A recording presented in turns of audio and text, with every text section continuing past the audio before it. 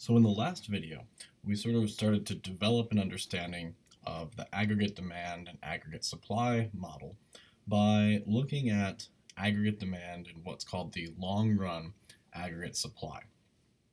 Today we're going to continue to develop this model, and we're going to actually develop sort of an understanding of business cycles by looking at what's known as the short-run aggregate supply. And so briefly, the short-run aggregate supply, or as I often abbreviate it, and so do basically every economist, SRAS. What this is it's the relationship between output and the price level in the short run.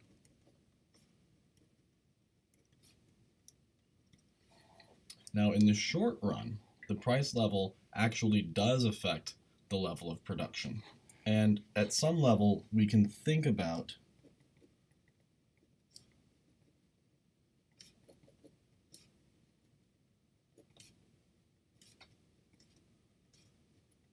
the short run as basically the next year or so. Now, there's no real bright line rule about what is and is not the short run or the long run, but at some level, once you sort of understand what conceptually the short run is, you will understand whether or not you're talking about a short run phenomena or a long run phenomena. But I will never ask you about the short run or the long run in terms of time on exams. But there is one key difference that I will highlight, and the key difference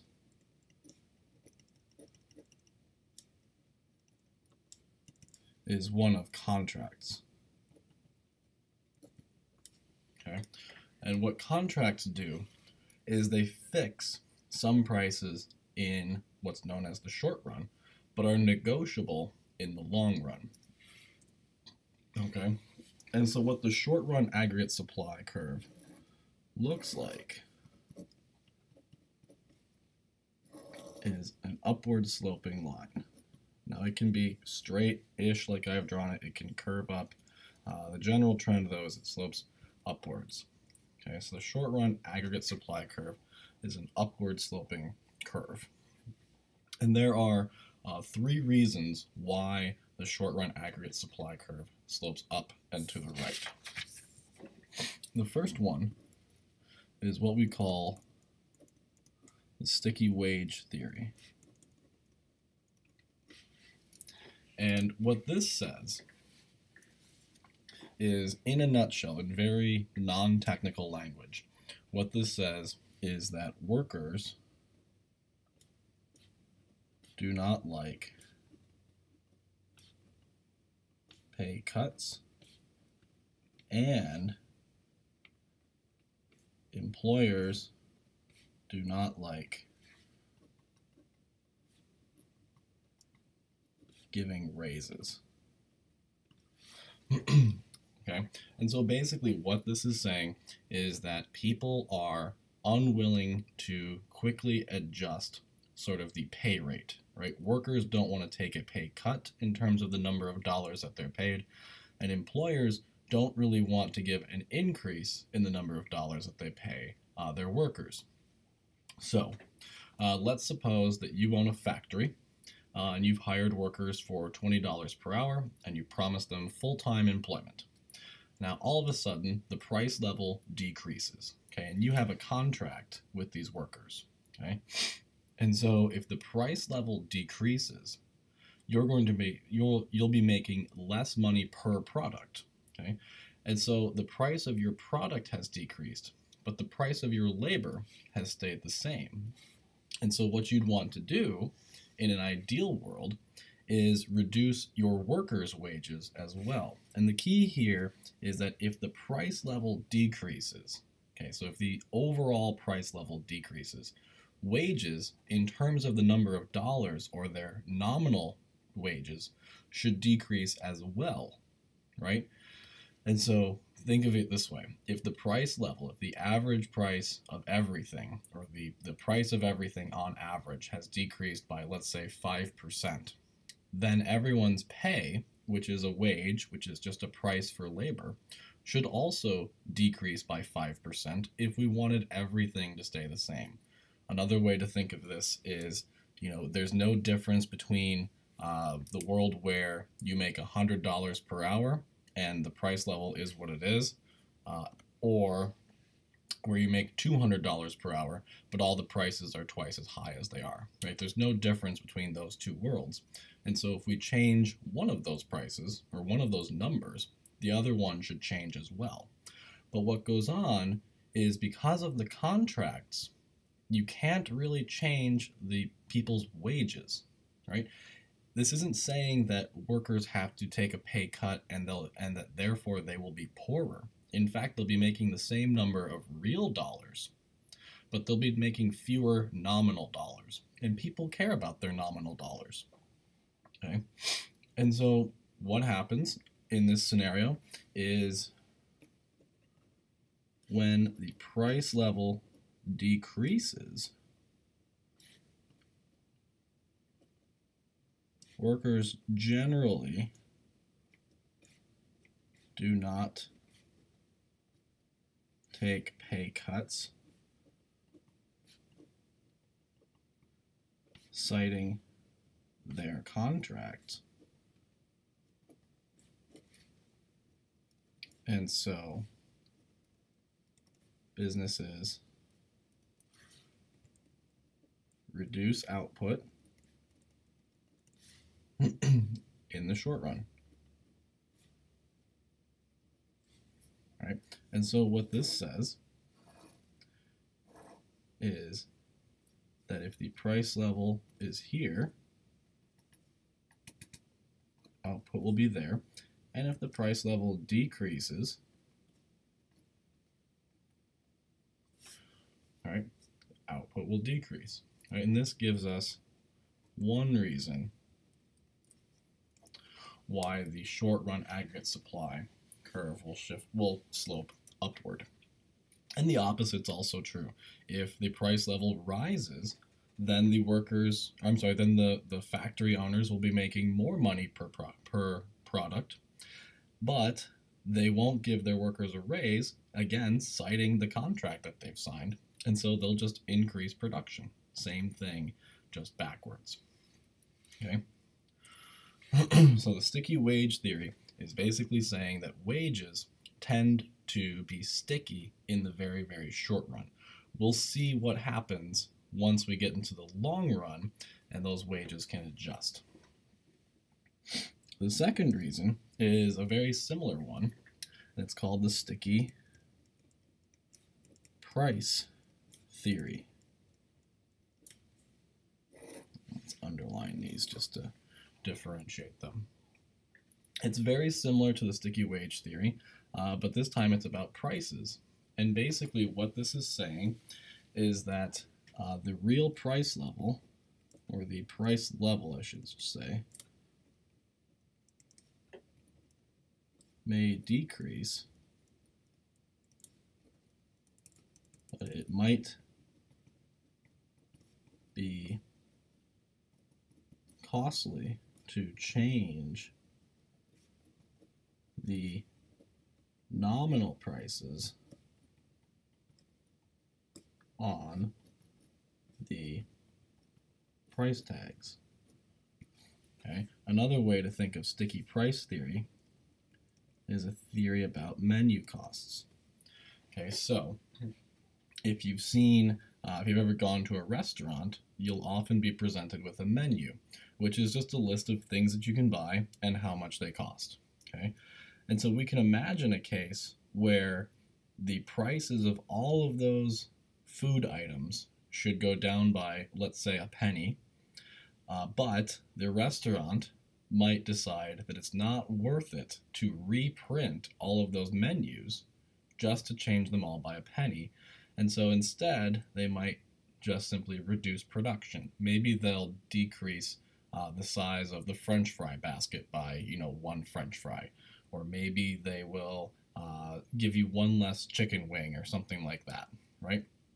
Or as Delta, I think it was, did back in the 90s, they'll cut, an olive from every salad, just one single olive, right? Rather than change the price, okay? And so here, the same thing. If the price level decreases, output decreases, okay? And if the price level increases, again, output increases as well. And the third reason for the upward sloping short-run aggregate supply curve is what we call misperceptions theory.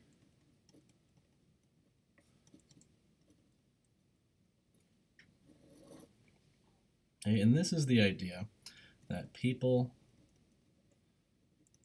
mistake a change in the general price level for a change in just their prices. Okay, and so the idea here is that people see prices falling, but maybe their price falls first, or they notice their price falls first. Okay, and so in that case, we might see people reducing their output because they believe that their product has gone down in price. So let's think about this as in an example. So let's say we have a farmer who's growing wheat, okay? And the price level, sorry, I've been sick this week. Let's say, so our farmer is growing wheat, and let's say the price level decreases, okay? And under normal circumstances, let's say the farmer thinks that only the price of wheat has fallen.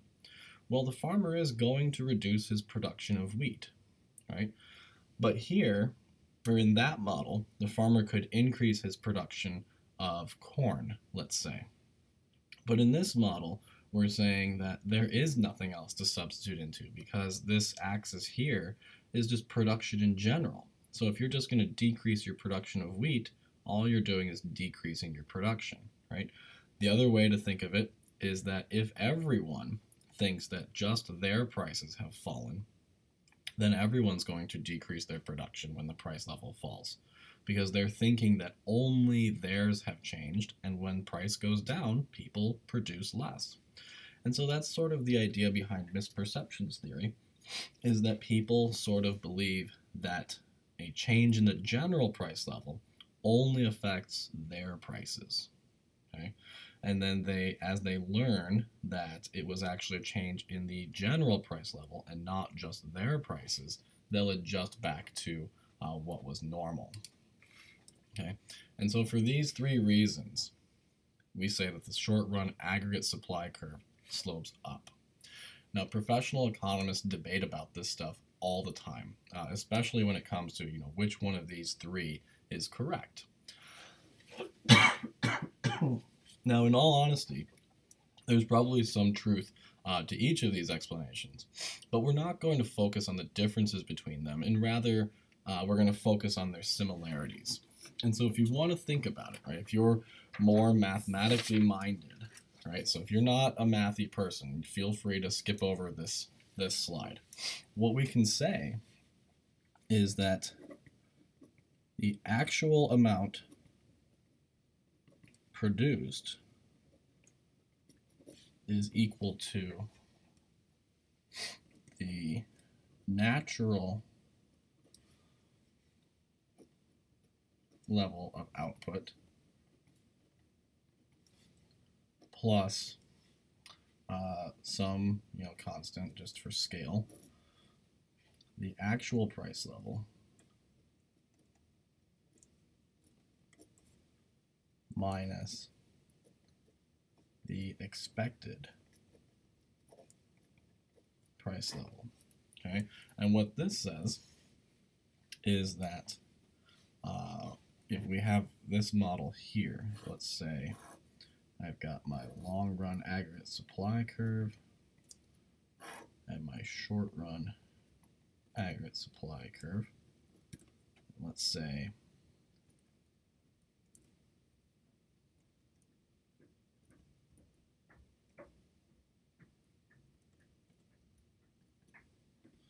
what this is saying is that y2 is equal to y1 minus the actual price level, which is PL1 minus PL2. Okay. Again, only look at this if you understand, if you are mathematically minded. What this is saying is that misperceptions about the price, about what prices should be and what they actually are, leads to changes in output in the short run. And as people learn what the actual price level is, the expected price level comes to be equal to this, making this whole thing 0 and the actual amount produced equal to the natural level, okay, or the long run aggregate supply curve. Okay, and so this right here is the source of short run fluctuations in production, is the change or the difference between the actual price level and the expected price level. But again, if this is something that confuses you, please feel free to skip over it. It's not something I'm going to ever ask you to reproduce on an exam. I'm just trying to show you the same sort of thing in a different way, in case you're more mathematically minded. And so basically what all of these things are saying, what these are saying is that there is a right thing or a right level of production that producers should be doing, but then there's what they're actually doing. Now, a lot of what people actually do is a function of certain realities. They might have incomplete information about the total economy, which would be misperceptions theory, which causes them to have an expected price level that differs from the actual price level. Or they might face certain contractual realities that prevent them from adjusting their expected price level to the actual price level, which would be sticky wages or sticky prices. Okay? And so basically, people's perceptions, or the difference between people's perceptions and reality, leads to this short run aggregate supply curve sloping up. Now, there are lots of factors that shift the short run aggregate supply, but we can think of them in two ways, or we can group them into two categories.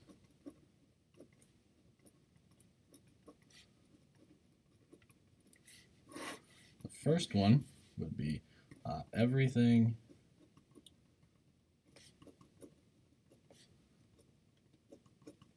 that shifts long-run aggregate supply. So all the factors that shift long-run aggregate supply also shift short-run aggregate supply. But the second one, and the one that we're going to focus on in this class, is contracts and contract renewal. Okay? And so what you can think of, and so the difference here is in the nature of contracts and the fact that contracts essentially fix prices in the short run, but are negotiable or flexible in the long run. And so what this means is that the prices of final goods change much more rapidly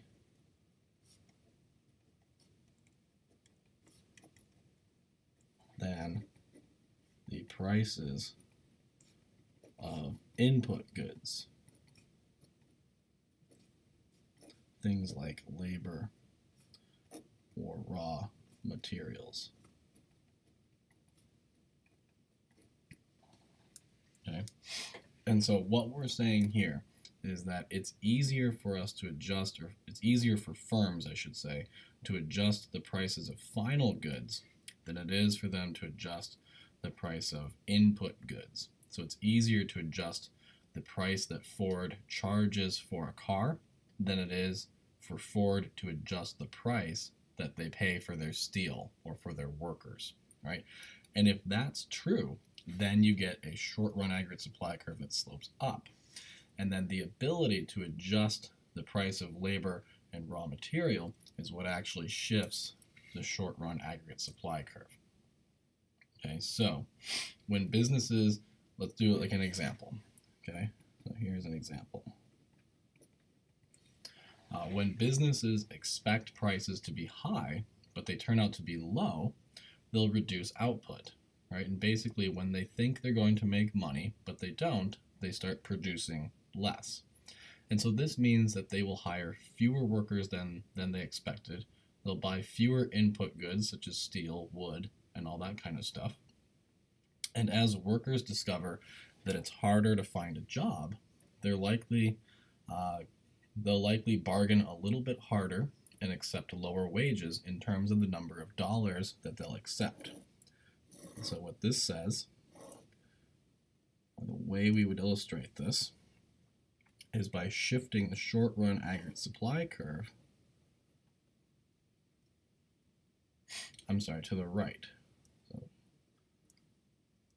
right, because here, workers have become cheaper, and so the short-run aggregate supply curve shifts to the right, saying that businesses can now produce more for this at the same price level than they could before.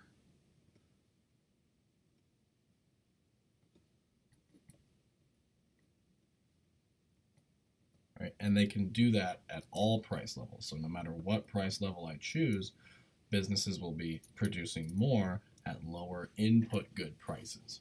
Okay? And so because the price of inputs of typically labor and raw material falls in this example, the short-run aggregate supply curve shifts out to the right. Okay? Now similarly, let's say that we have a business that expects prices to be low. Okay.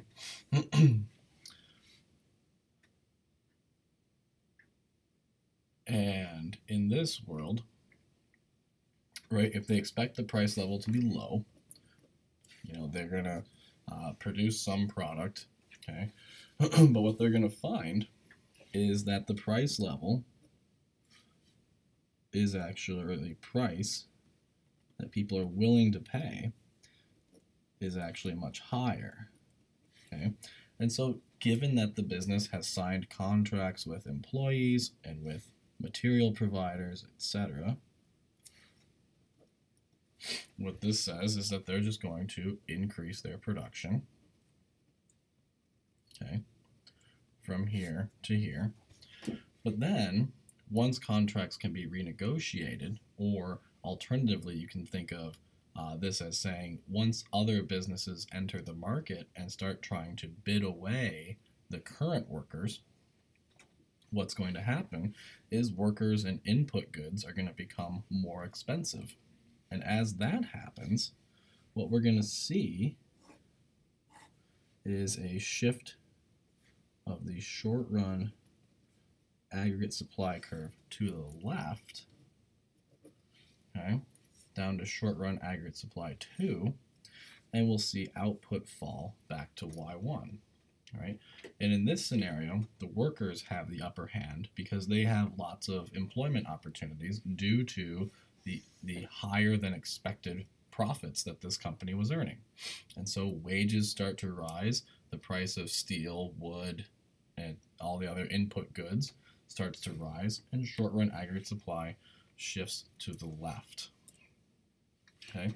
And so let's use this to sort of describe some things that we see in the real world. Now we're going to put this together with all the other curves that we've seen. Okay, so we have our aggregate demand curve, our short-run aggregate supply curve, and I usually draw my long-run aggregate supply curve in 2 stages because I find that easier to do.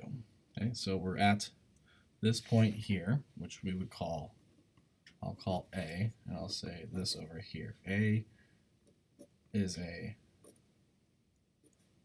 long run macro equilibrium, right? Because we are at the point where all three lines intersect. Okay, now let's suppose that this is the US market. Okay, so this is the US economy, and let's suppose that Europe all of a sudden experiences a big boom in their economy, and all they want to do is buy more American products. Okay, and so what that's going to do is it's going to shift the US aggregate demand curve to the right. Okay, and in the short run, right, we will see an increase in production.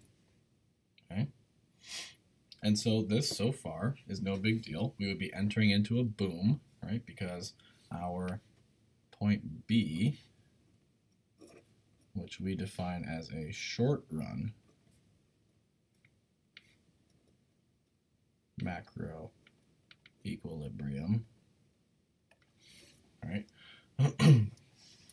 Because this short run equilibrium is where only short run aggregate supply and aggregate demand intersect.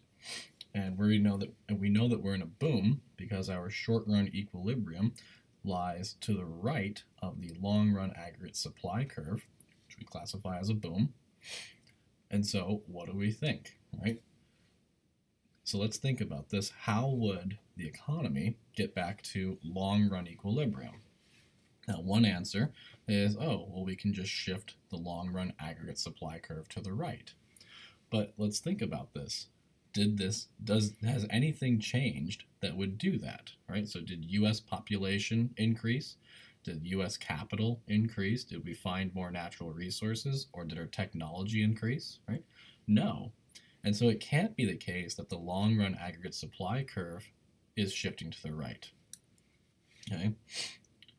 But what we can do, right, and what we're going to notice is a lot of things, right? We're going to be producing more than our economy can sort of sustain, right? And I hesitate to use that word, at least for the short run. We're producing beyond our long run equilibrium levels. We're going to see unemployment decrease as we produce more things and hire more workers. So we would see a decrease in cyclical unemployment. But this isn't going to be sustainable, right? So what's going to happen between the short run and the long run, right? Well, what's going to happen is the prices of all the input goods is going to rise. Remember, these prices were fixed by contracts in the short run. Okay, but next year, or once the contracts run out and they're up for renegotiation, workers, steel mills, logging companies, all these other places are going to want to raise their prices. Okay, and what this does is it shifts the short run aggregate supply curve to the left and brings us back to point C, which is another long run macro equilibrium. Okay?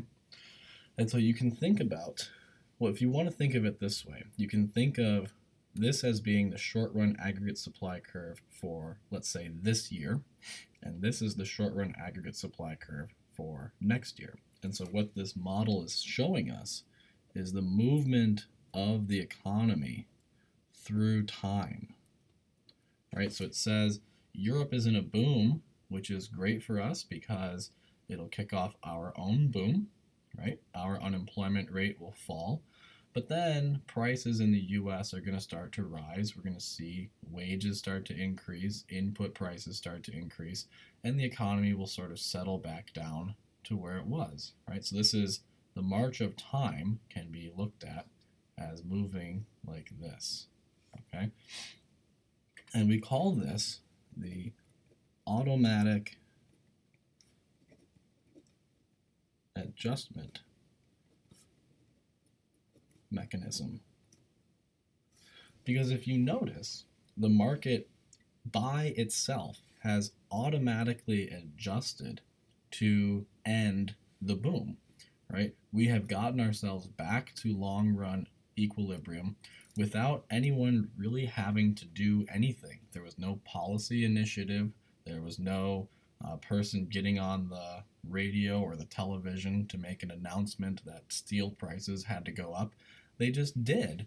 And as a result, the boom period ended. Okay. Now, let's think about a boom period that you guys probably all experienced to try to illustrate to you sort of why the economy has to have a boom that ends. Like the boom in the economy has to end. Okay, so when you guys go and study for your final exams, right, you probably study a lot more in the 3 days leading up to the exam than you did, let's say, throughout the semester, right? And there's nothing wrong with that. You know, it's not an ideal thing, but it's what you guys do, and that's fine. Okay, some of you might even pull an all-nighter at some point while you're studying for finals.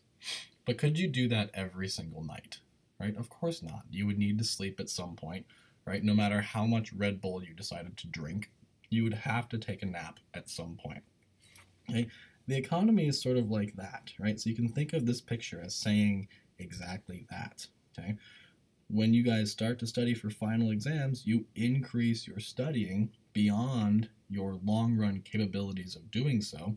And then once the final exam has passed, you reduce your studying, right? You collapse, okay?